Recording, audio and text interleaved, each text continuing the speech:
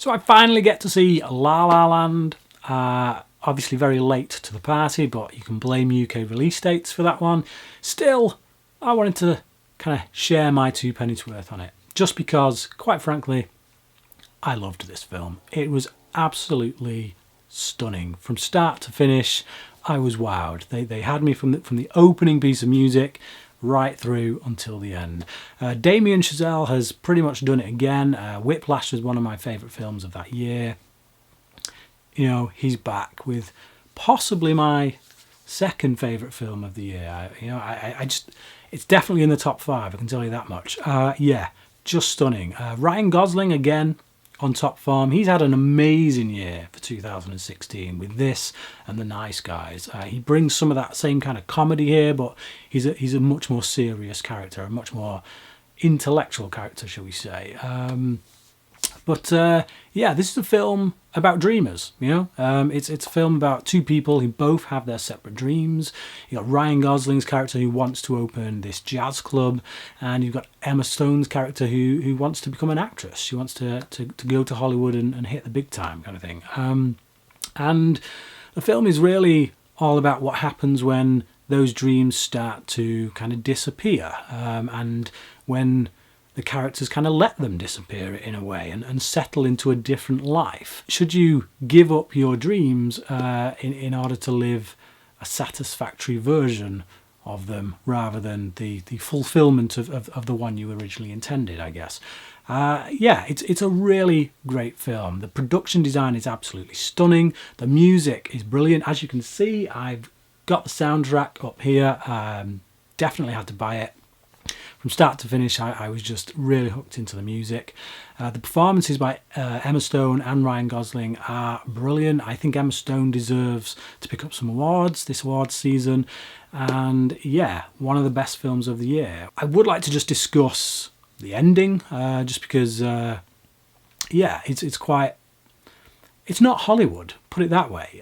This film doesn't end up where you would expect it to with a typical Hollywood film. Now, if you don't want to know anything about the ending, please, go away, come back later.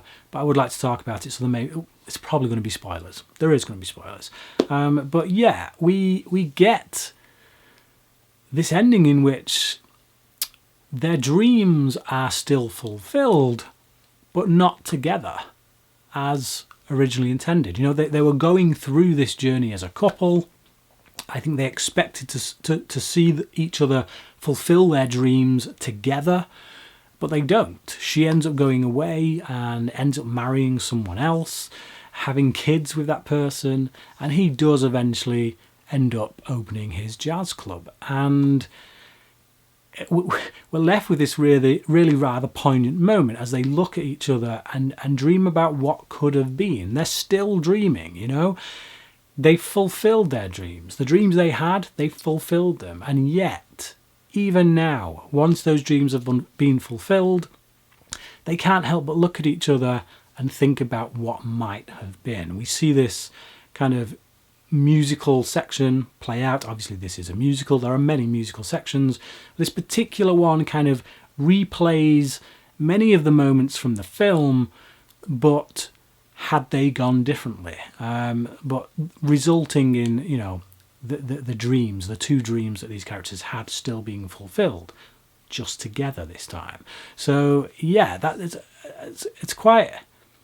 It's like I say, it's not Hollywood. I like that this film says, you know what, if you want one, you can't necessarily have the other, and I think it makes a statement about relationships and about people and about love and how actually to have one means you may have to sacrifice the other. And I think both characters in this film weren't necessarily mature enough when they were together to be able to do that, to sacrifice their dreams. It's only after achieving their dreams that they come to a place of realization that actually, you know what, maybe it would have been better to have sacrificed those in order to be together.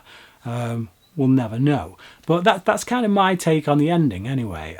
It's really beautiful. It says a lot about the Hollywood machine, the way it kind of chews people up, spits them out, and then moves on to the next one. But yeah, it's a good film. It's a very good film.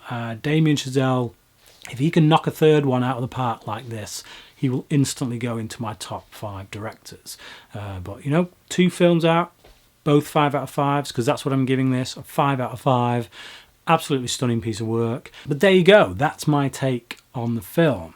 What do you think? Have you seen La La Land? If so, comment below, let me know. And until next time, thanks for watching.